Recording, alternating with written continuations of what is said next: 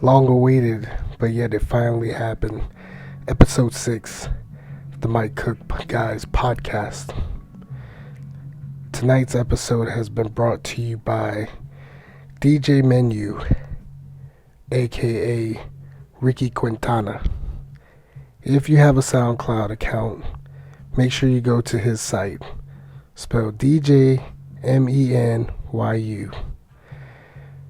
Alrighty, now that I got my quick shill of the night, tonight's episode is more about that brotherhood bond that you have with people. And I can say I've had my share of them. You know, there's people that have came in and out of my life, especially females in terms of relationships. But you have those friendships that lock on you. And there's pretty much a couple that stand to mind, and you can say this episode is pretty much like, well, the episode of past moments of when you bonded with that friend. First off, I'm gonna go with one of my closest friends, Steve Fonseca, aka Spiko. Me and him have ups and downs too, and we still have them. Matter of fact, we're going through downs right now together as friends, but on terms of something similar.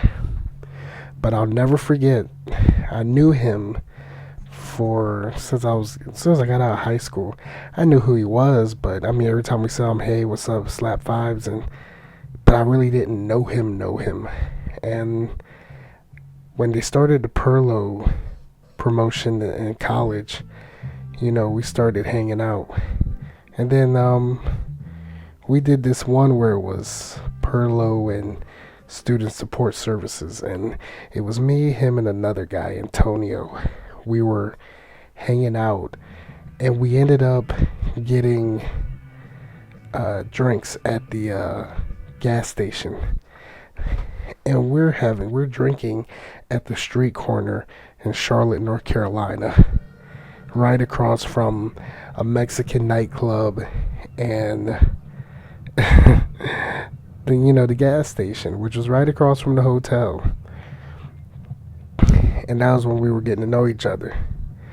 The more we start hanging out, the more we open up to each other, our rough times or bad times and all that. And it's crazy because, no homo, Steve's a good looking guy. He almost looks like that wrestler Roman Reigns if he puts his hair down. But it just humors me how someone of his stature can have the worst relationships ever, or have as much backfires as I have. It's crazy.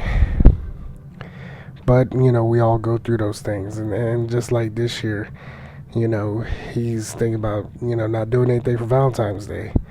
And I pretty much said, hey, let's hang out if you got nothing planned. You know what I'm saying? That's what a friend does. When you're down, your friend who you look at like a brother figure, they're not going to kick you when you're down. They're going to help you. And, they probably might chew your ass out a bit, but you're going to make it. But that's one. Another, Tim Sutton, a.k.a. Tim Pumper, of the Pumper clan that we had, the Pumper brothers, that we did in college when we were making fun of Brian Pumper, who's like this low-rated porn star who had sex with Lawrence Fishburne's daughter. Go figure, huh? That's like the highlight of his career, even though he's been doing porn for ages, sadly. Despite him being engaged and in a happy relationship, and I couldn't be happy for him. I mean, I'm very, proud of what he's becoming. But we've also had, that brotherhood bond, because our families are very, very similar, especially our dads. It's like, only difference is skin color, but personality, they are just alike. And something like that humors you. Oh, and we hit on each other's moms. He hits on my mom, I hit on his mom. It's the usual. But, right now he's in a different city. And when I have time, and I've said numerous times, and I still need to be a man of my word, we will have our moments when we hang out and, shoot the shit and, catch up on lost time, because we do have right now a lot of lost time. So you got my word on that one. But tonight's episode, you got that one friend who caught your attention before you made the first move. And I'll never forget when I first started to know him and how everything just evolved. It was about 2009. There used to be this female that would shop at my old job, DJ Maxx. And she was like the most beautiful woman I ever seen. Beautiful Thai lady. She had, her kids with her. Well, at that time it was only one kid. And I just thought she was the most beautiful woman I ever seen. I mean, I was like in love. And every time she would shop, I always talked to her and all that. I was very respectable. I mean, how could you not? This lady you would have thought was like a model. I'm not kidding you. And there was one day she told me to check out her husband's store. And I'm like, you got a what? You got a husband? You didn't tell me about you having a husband. Nevertheless, I went to check out his store. He had an Asian grocery store. And when I first walked in there, this guy was like, he was sitting there, he was hunched over in front of a laptop, but he had this like smooth look to him. I mean, just his aura was like a smooth, calm nature, where he's that type of guy where you see him, it's like, he reminds you of a Thai version of the guy from the Dos Equis commercials. Not saying that he's a player, he's not by all means, but he just has this smoothness about him that, you want to strive to have that same image of being a smooth, very good looking man. And don't get me wrong, even at his current age, he is still a good looking man. He is someone that I would refer to as the Iron Man of his generation, because he has maintained that status. But I remember we started chatting, small visits.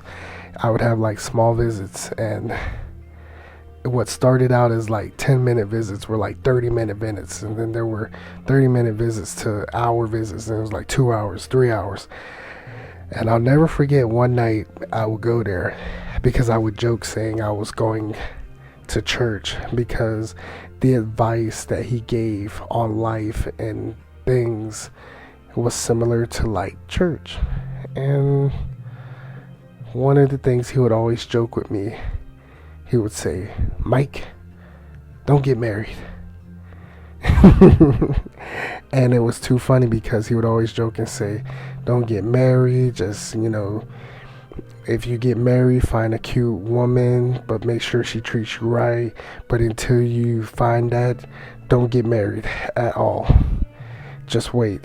You will find that perfect woman no matter what. And he would tell me that all the time. He would give me like the best advice. Find someone who will make you happy. And I remember one time I thought I found that. And it was probably the biggest mistake I ever made, because what I thought was a relationship was almost something that ended my friendship. But I won't get to that part yet. But what made me and him bond, this brother-like friendship, he took me to this party. It was like a party on a military base. It's a lot of drinks, a lot of food, stuff like that. And it was crazy because something happened. I think he had a little too much to drink. So I'm like trying to carry him. And mind you, He's probably 65 kilos at the time. And I'm like, a 330-pound guy. And I'm carrying him with one arm to the couch until he falls asleep. And it was before I left. And I remember he looked at me and said, "Mike, thank you for looking out for me. I consider you my brother now." And, that I looked at that as a big deal, because it's very hard to trust people these days, especially in this day and age. So I was only able to, distance myself from most people, but not him. He was slowly becoming my best friend, my brother figure, until where I actually refer to him as my brother. I don't refer to him as anything else but my brother. And back to fast forwarded to when I had the relationship that almost ended everything. I'm not going to mention the girl's name, but pretty much anyone who listens to this podcast will pretty much know who I'm talking about. But I'll give the description. She's a Filipino single mother who was crazy and manipulative. And I remember one night, my brother told me, "There's something about this girl I don't like. I don't trust her." And I looked at him like, "You know what? I think you're being a little bit jealous, because I finally found my confidence to have that perfect someone." Not knowing he was looking out for my best interests, because that's what a best friend does. That's what a brother does. If he tells you something, he's telling you with his good intentions of trust. And unfortunately, I didn't look at it like that, because my head was pretty much up this woman's skirt, and it makes you a different person. The female anatomy can make a man stab his own best friend in the back if it's that good. That's what I've learned from that. And I remember we didn't talk for a while because of it, because I pretty much made my decision. Even though he went through a lot of bullshit on his behalf because of her, because everything that he wanted to do, I would only do it if she was there. I remember one time he invited me over for drinks, and I was coming back from shopping with her in Savannah, and we showed up late. And the sad part was we were halfway to the door of the apartment, and she paused as we were walking halfway to the door, and she was like, "Mike." I was like, "What?" She was like, "Mike." I said, "What's wrong, baby?" And she said, "I gotta take a shit." We just left your apartment, and you're telling me this right now, and you had plenty of opportunity to do your business on the toilet. That is bad for business. That is so bad for business. So we had to play it off to where I made it seem like I went to the bathroom. So she went to the bathroom, did her thing, and not even 3 minutes later, his wife showed up from the pool with her son and went straight to the bathroom to take a shower. And I'm sitting there like embarrassed, because it's like, wow, you used the bathroom and my friend's toilet, almost clogged the toilet because you produce large amounts of bowel movements. Let's just say that.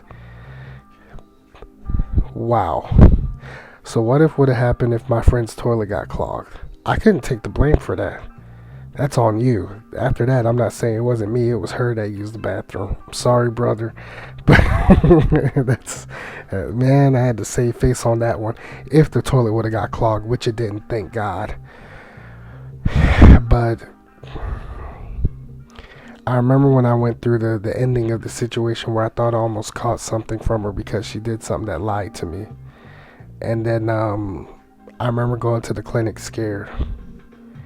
And I remember he was the only person I talked to about it. I talked to him and his wife because I was too scared to talk to my own parents about it. Because, you know, when something like that goes on and you think you catch something like a venereal disease, and on top of that, you're allergic to penicillin, you're pretty much not in the best position.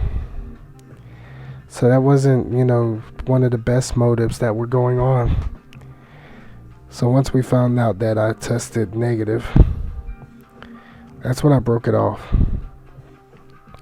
And then afterwards, I showed up at his store.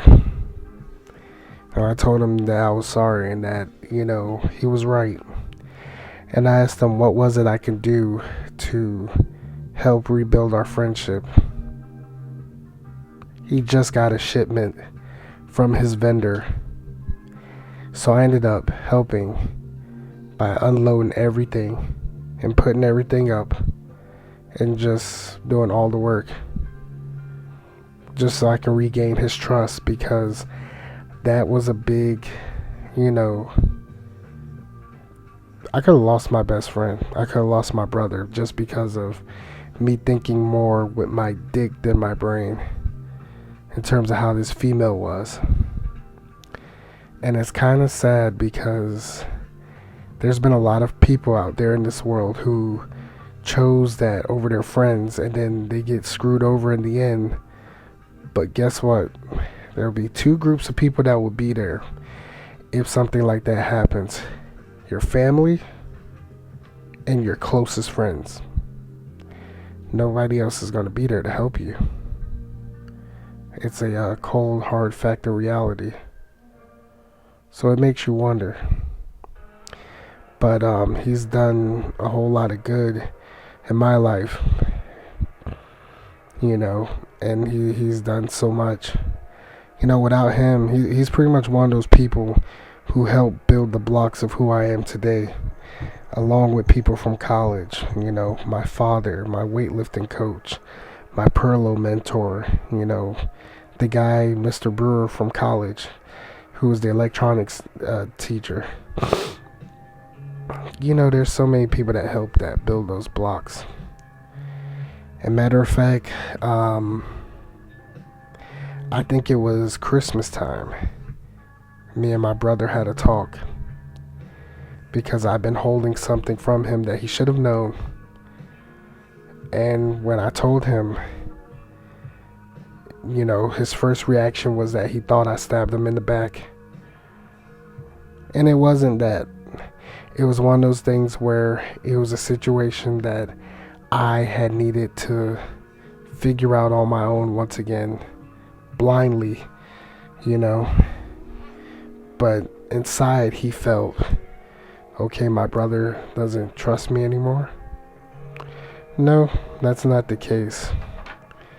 It was just one of those situations where I felt like this was something I had to do and be private about it because, the world is pretty nosy these days and anything can happen. But most people know I'm like a grenade. I will expose the truth and everything. So that's just how I am. But to this day, those are pretty much the main people that I look at real close. And don't get me wrong, I have other people who I didn't mention because I can't think of a monumentous moment. And it's crazy because those were just the three that stuck out the most, especially the third one. Because, he has been someone who I've looked at as, his shadow. He always called me his little giant brother. And it's like, oh, the irony, his little giant brother, this, 275-pound guy who can lift and carry and manhandle all these things and with ease sometimes, depending on the situation. It's hilarious. And it is what it is. You can't fake it. And I'm sure there's many people out there who has that type of bond with their friend or family member that, don't lose it. Hold on to it.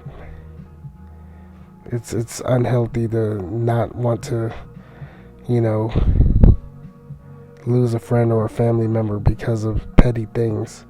Don't get too big-headed. I had to learn that the hard way numerous times. Because when it comes down to it, at the end of the day, those are the ones that will help support you.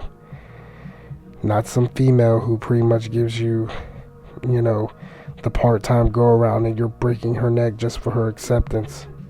Because if that's the case, if that person really cared about you, they wouldn't treat you that way. They wouldn't have you go through that type of hell. How do I know? Because sometimes it feels like I go through that now. Not with relationships, but society in general. Sorry about that last part. I got a little bit choked up from the harsh reality of truth. But yeah, it is hard to have acceptance in this world. And it's funny because recently I've noticed on Facebook that my high school is getting ready for their high school reunion. Next year makes it 10 years since I graduated high school, which if you do the math, that means I'm getting old because I'm getting close to 30. At the same time, there's a lot of people who I haven't talked to since high school, and there's also people who never gave me the time of day in high school. And now all of a sudden you want to add me and try and contact me. For the record, if you do get a chance to listen to this podcast, you'll most likely unfriend me if I don't beat you to it. Because I was just nice enough to friend you because you claim we were cool when in actual reality we were not cool. So it's pretty sad, isn't it? Once again, harsh realities of life. But anywho, episode 7 is to be expected this week. Forgive me for taking so long to get episode 6 done. There's been so much going on. I really haven't had the time and effort to put into this. But now that I finally got it done, it closes another chapter book. And also, Valentine's Day is coming up in a couple of weeks. Ladies, bit of advice for your boyfriends in terms of getting them a gift. Do not get them anything stupid like a Power Stone, a diary, or a wallet. Men, you should look at this as a prime example of a stepping stone of how you want to treat your women every day. If you spend money on Valentine's Day, it defeats the purpose of your relationship. Because you want to surprise your woman every day or every other day just because. You know, it's small things that adds up to big outcomes. If you really love or if you really enjoy the person that you're with, you have to learn that some things you got to do, you do it just because. If you do things just because it's a holiday or things like that, then you're pretty much defeating the purpose, because they're only going to expect something during that time frame. To where if you screw up, guys like me are going to make the move and snatch them away. And believe me, do not let the fact that I am a heavyweight fool you. It is very, very possible for that to happen. Keep that in mind whenever you feel that it couldn't happen to me. Yes, it can happen to you. Because what you won't do, someone like me will do it in a heartbeat.